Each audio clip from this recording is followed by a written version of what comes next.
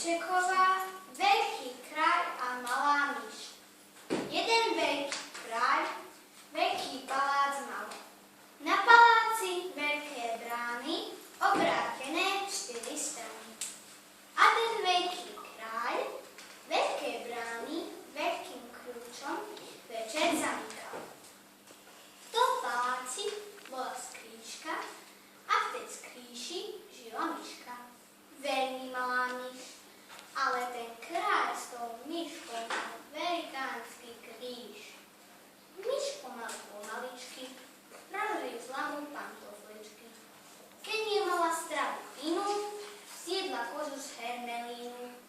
Zúril veľký kráľ, do paláca 4 pluky vojska povolal.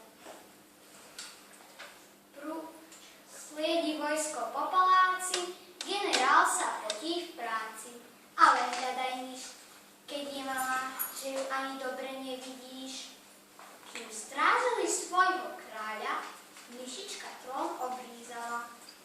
Keď si kráľ na ráno sadol, bumbac s celým trónom spadol. Čo je moc, je moc. Zavolali ešte ďalšie pluky na pomoc. Prúdi vojsko z každej strany, volá, otvárajte brány. Pán kráľ, kde je kľúč? Možno tu a možno vedľa. Nikde ho niet, nič ho zjedla, aj kľúč je už chuť. Tu sa veľký kráľ veľmi najakal. O kráľovstva sľúbil tomu, to vyženie tu zmiz z domu. Čože s veľkou myšou, keď si nevie poradiť nech s celkom malou myšou? Ak máte deti doma kocúra, ten malú myšku ľahko vynúra. Bežte do toho paláca, odmena sa hneď vypláca.